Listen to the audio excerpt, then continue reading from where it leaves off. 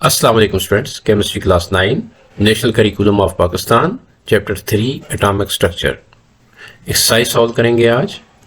Encircle the correct answer question 1 है और इसका पार्ट 1 स्टार्ट कर लेते हैं। सबसे पहले chlorine has 2 isotopes both of which have same mass number. बिल्कुल नहीं, बल्कि डिफरेंट मैस नंबर होता है। सेम नंबर ऑफ न्यूट्रॉन्स, ये भी दुरुस्त ऑप्शन नहीं है, डिफरेंट नंबर ऑफ न्यूट्रॉन्स होते हैं। डिफरेंट नंबर ऑफ प्रोटॉन्स, ये भी दुरुस्त ऑप्शन नहीं। और हमारे पास दुरुस्त ऑप्शन आ रहा है D, same number of electrons. Number of neutrons in symbol दी हुई है एक एलिमेंट की, एम कोई एलिमेंट है और उसका 13 और 27 यहाँ पर एटॉमिक नंबर और मैस नंबर दिया गया है। इसमें हमें पूछा जा रहा है कि इसमें न्यूट्रॉन्स कितने हैं। तो न्यूट्रॉन्स फाइंड करने के लिए हम इस्तेमाल करते हैं ए माइनस जी, यानी मैस नंबर माइनस यहाँ हम करते हैं, यानी ए मैस नंबर माइनस हम कर लेते हैं एटॉमिक नंबर और हमारे पास आ जाता है न्यूट्रॉन्स की तादाद, तो आ रही है 14। दुरुस्त ऑप्शन बनता है बी। पार्ट 3 है which isotope is commonly use to trace eradicate cancer cells. तो इसमें हमारे पास आ रहा है आयोडीन 1 2 3। तो ये जो है इसको ब्रेन इमेजिंग के लिए इस्तेमाल किया जाता है, ये कैंसर एरेडिकेशन के लिए नहीं होता। कार्बन 14 जो होता है कार्बन डेटिंग के लिए इस्तेमाल किया जाता है। आयोडीन 131 जो है इसको थायराइड प्रॉब्लम्स को डायग्नोज करने के लिए इस्तेमाल किया जाता है। तो दुरुस्त ऑप्शन यहाँ पर सी है, कोबाल्ट 60। ये कैंसर एरेडिकेशन के लिए इस्तेमाल होता है। अब आ जाता है M shell has subshells. मुख्तलिफ समय सब शेल दिए गए हैं, लेकिन एम शेल की जो एन वैल्यू आपको देखनी पड़ेगी। एम शेल की एन वैल्यू होती है 3। तो इसका मतलब क्या हुआ कि इसके जो नंबर ऑफ सब शेल्स हैं वो भी 3 होने चाहिए, यानी कि 3 शेल्स सब शेल्स होंगे और उनका एन वैल्यू भी 3 होगी। वो सिर्फ और सिर्फ हमें सी पार्ट में नज़र आ रही है। तो यहाँ पर भी 3 शेल्स तो मौजूद हैं, लेकिन इनकी एन वैल्यूज़ डिफरेंट है, 1 2 3। तो ये डिफरेंट वैल्यूज़, तो यहाँ पर हमें एन वैल्यू 3 मिल रही है और साथ 3 सब शेल्स हैं। तो ये दुरुस्त ऑप्शन है। 5. A subshell that can accommodate 6 electrons is SDPF दिया गया है। S 2 इलेक्ट्रॉन अकोमोडेट कर सकता है मैक्सिमम, D 10 कर सकता है, F 14 कर सकता है। तो यहाँ पर दुरुस्त ऑप्शन C आएगा, P, जिसमें 6 इलेक्ट्रॉन अकोमोडेट हो सकते हैं maximum. Part 6 Na has electronic configuration. यहाँ पर मुख्तलिफ कन्फिगरेशन दी गई हैं। पहले तो आपको एटॉमिक नंबर पता होना चाहिए, सोडियम का वो 11 है और इसकी जो कन्फिगरेशन है वो हम दे सकते हैं कि यहाँ पर जो दी गई हैं उनको चेक कर लेंगे उनमें क्या क्या प्रॉब्लम्स हैं। यहाँ पर 2p जो सब शेल है उसको वो मिस कर दिया गया है, वहाँ मौजूद नहीं है। तो इस तरह ये दुरुस्त वो नहीं है कन्फिगरेशन। इसी तरह से पी जो है इसमें मैक्सिमम 6 इलेक्ट्रॉन आ सकते हैं, तो यहाँ पर 7 कर दिए गए हैं, तो ये ज़्यादा हैं इलेक्ट्रॉन्स। और यहाँ पर पी में 5 इलेक्ट्रॉन और एक इलेक्ट्रॉन को 3s में ले जाया गया है, ये भी ठीक नहीं है, क्योंकि पहले पी को फिल होना चाहिए, उसकी एनर्जी कम है। और फिर हमारे पास दुरुस्त ऑप्शन आ रहा है डी, जिसमें 1s2 2s2 2p6 और 3s1, ये दुरुस्त कन्फिगरेशन है। 7. Which of the following statement is not correct about isotopes? और यहाँ पर दिया गया हमें not correct, यानी जो स्टेटमेंट ठीक नहीं है वो ढूंढनी है। They have same atomic number, ये तो दुरुस्त स्टेटमेंट है। They have same number of protons, ये भी दुरुस्त है। They have same chemical properties, ये भी दुरुस्त है। और डी पार्ट हमारा दुरुस्त है, They have same physical properties। तो ये डिफरेंट होती हैं, आइसोटोप्स की फिजिकल प्रॉपर्टीज डिफरेंट होती हैं क्योंकि उनमें न्यूट्रॉन नंबर डिफरेंट होता है। Which isotope is used in nuclear reactors, और यहाँ पर दिए गए U-234, ये तो बहुत ही रेयर किस्म का आइसोटोप है, तो इसको तो इस्तेमाल नहीं किया जा सकता। और U-238 ये बहुत ही लो रेडियो एक्टिविटी वाला आइसोटोप है, ये भी न्यूक्लियर रिएक्टर के लिए फ़िट नहीं है। तो जो फिट आइसोटोप है वो है 235, U-235 जो है, यानी कि यूरेनियम 235। ये न्यूक्लियर रिएक्टर में इस्तेमाल होता है, एनर्जी बनाने के लिए भी और बम बनाने के लिए भी, atom bomb. Give short answers, और इसमें सबसे पहला पार्ट है distinguish between shell and subshell. तो शेल जो होता है ये एक प्रिंसिपल एनर्जी लेवल होता है, फिक्स एनर्जी होती है इसकी, और इसको एन वैल्यू से रिप्रेजेंट किया जाता है। एन वैल्यू 1 हो सकती है, 2 हो सकती है, 3 हो सकती है, यानी shell 1, shell number 1, shell number 2, shell number 3, इस तरह से। और सब शेल जो होती हैं ये सब डिवीजन होती हैं शेल्स की, और इनके अंदर ऑर्बिटल्स होते हैं जिनके अंदर इलेक्ट्रॉन्स होते हैं। इनको SPDF वगैरह से शो किया जाता है। why an atom is electrically neutral? क्यों न्यूट्रल होता है जी? एटम न्यूट्रल इसलिए होता है कि उसमें पॉजिटिव और नेगेटिव चार्जेस आपस में इक्वल होते हैं। प्रोटॉन के ऊपर पॉजिटिव चार्ज होता है, और न्यूट्रॉन के इलेक्ट्रॉन के ऊपर जी मैं इसमें पॉजिटिव चार्ज और नेगेटिव चार्ज की बात कर रहा हूँ। तो पॉजिटिव चार्ज प्रोटॉन पे होता है, नेगेटिव चार्ज इलेक्ट्रॉन पे होता है। तो दोनों जो कि आपस में बराबर होते हैं, और पॉजिटिव और नेगेटिव चार्जेस एक दूसरे को कैंसिल कर देते हैं, इसलिए जो नेट उस पर चार्ज आता है एटम के ऊपर वो ज़ीरो होता है। तो +6 प्लस -6 तो इक्वल टू 0, यानी न्यूट्रल एटम जो है न्यूट्रल हो जाता है। Part 3, how many subshells are there in N shell? तो एन शेल की जो एन वैल्यू है वो 4 है, तो इसलिए इसमें 4 सब शेल होने चाहिए, और इन 4 सब शेल को 4s, 4p, 4d और 4f कहा जाता है। अच्छा जी, give notations for sub shells of M shell. तो एम शेल की एन वैल्यू 3 होती है, इसके 3 सब शेल होते हैं, और उन 3 सब शेल्स को 3s, 3p और 3d से रिप्रेजेंट किया जाता है। 5 है, लिस्ट द सब shells of M shell in order of increasing energy. तो जो इंक्रीजिंग एनर्जी ऑर्डर है वो हम ऑफ वो प्रिंसिपल से लेते हैं। ऑफ वो प्रिंसिपल के मुताबिक जो 3s सब शेल है वो सबसे कम एनर्जी का है, और उससे ज़्यादा 3p है, यानी एम शेल की हम बात कर रहे हैं। एम शेल में जो कि 3 सब शेल्स होते हैं, 3s, 3p, 3d, और 3s की एनर्जी सबसे कम, 3p की उससे ज़्यादा, और 3d की उससे भी ज़्यादा होती है। 6, can you identify an atom without knowing number of neutrons in it? बिल्कुल हम कर सकते हैं, चूँकि न्यूट्रॉन्स का एटॉमिक नंबर के साथ कोई ताल्लुक नहीं है। तो जो आइडेंटिफिकेशन होती है किसी भी एटम की वो उसके एटॉमिक नंबर से होती है, और एटॉमिक नंबर इक्वल होता है प्रोटॉन नंबर के। जिसका मतलब है प्रोटॉन नंबर में उससे गरज होती है, यहाँ पर इसके लिए आइडेंटिफिकेशन के लिए न्यूट्रॉन की ज़रूरत नहीं होती।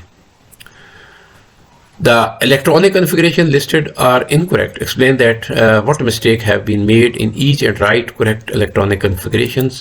तो ये electronic configuration XYZ कोई elements हैं और उनकी दी गई है, और कहा गया इसमें mistakes आपने बतानी है और फिर इसको ठीक भी करना है। तो सबसे पहले मैंने X ले लिया। X में देखना क्या मिस्टेक है। 3s orbital is missing. यहाँ पर उन्होंने 1s2, 2s2, 2p लिया है, और 2p को भी सही तरह फिल नहीं किया, और 3s को शायद भी से मिस कर दिया। तो दुरुस्त ऑप्शन इसका बनता है, मतलब इसका करेक्ट कन्फिगरेशन बनती है 1s2, 2s2, 2p6, 3s2 and 3p2। Next आ रहा है जी y 1s2, 2s1, 2p1। यहाँ पर भी हमें 2s जो है उसको पूरी तरह से कम्प्लीटली उसको फिल नहीं किया गया, और उसके इलेक्ट्रॉन को 2p में शिफ्ट किया गया। ये दुरुस्त ऑप्शन नहीं है। इसके लिए जो करेक्ट कन्फिगरेशन है वो 1s2, 2s2 बनती है। और Z सब शेल जो है इसमें 1s2, 2s2, 2p5 और 3s1, यहाँ पर भी 2p को कम्प्लीटली फिल नहीं किया गया, और इसका दुरुस्त जो कन्फिगरेशन है वो 1s2, 2s2, 2p6 होनी चाहिए। Question number 5, which orbital in each of the following pairs is lower in energy? यहाँ पर कुछ ऑर्बिटल दिए गए हैं। A 2s2p है, B 3p2p और 3s 4s है। तो 2s जो है वो lower in energy than 2p, तो इसको हम इस तरह से भी लिख सकते हैं 2s is lower in energy than 2p। और इसी तरह से फिर 2p जो है वो लोअर है 3p से, उसको मैंने लिख दिया आपके लिए। और तीसरा जो C पार्ट है 3s is lower in energy than 4s। Question 7, draw Bohr's model for the following atoms indicating the location for electrons, protons and neutrons. तो स्टूडेंट्स आप जानते हैं कि बोर मॉडल जो है वो हमें बताता है कि प्रोटॉन और न्यूट्रॉन न्यूक्लियस में होते हैं, और इलेक्ट्रॉन्स रिवॉल्व कर रहे होते हैं न्यूक्लियस के गिर्द। तो इस तरह से हम जो है इसमें कर लेते हैं। पहला उसने हमें दिया है पोटासियम, दूसरा सिलिकॉन और तीसरा ऑर्गन। तो इनका यानी हमारे पास एटॉमिक नंबर मौजूद है, मैथ नंबर भी मौजूद है, तो इस मैथ नंबर और एटॉमिक नंबर से हम न्यूट्रॉन नंबर फाइंड कर सकते हैं। तो पोटासियम को सबसे पहले ले लेते हैं और इसका बोर एटॉमिक मॉडल ड्रा कर रहा हूँ मैं आपके लिए।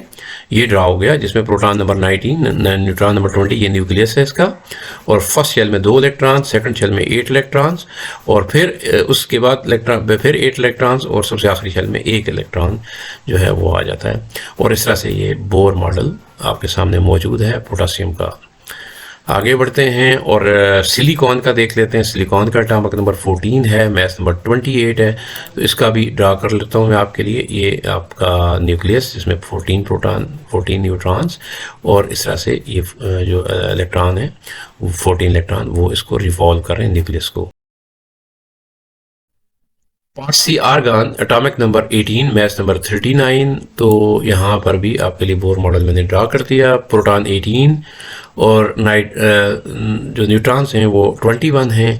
तो आपको पता है जो न्यूट्रॉन हम यहाँ पे निकाल रहे हैं वो मैथ नंबर से प्रोटॉन नंबर को माइनस करके निकाल रहे हैं, और इसी तरह से जो प्रोटॉन नंबर और इलेक्ट्रॉन नंबर सेम होता है, तो वो जितने प्रोटॉन उतने इलेक्ट्रॉन यहाँ पर मौजूद हैं जो रिवॉल्व कर रहे हैं न्यूक्लियस को। Question number 9, right electronic configuration for the following elements. कुछ एलिमेंट दिए गए हैं आपको, सिलिकॉन, मैग्नीशियम, एल्यूमिनियम और आर्गन, इनकी इलेक्ट्रॉनिक कन्फिग्रेशन लिखनी है।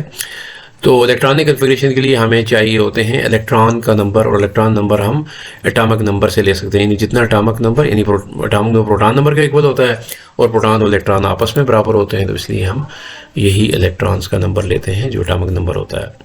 तो इलेक्ट्रॉनिक कन्फिग्रेशन हमने शुरू कर ली। सबसे पहले ए पार्ट यानी सिलिकॉन की हमने ली, 14 इसका एटॉमिक नंबर, तो ज़रा 14 इलेक्ट्रॉन्स होंगे।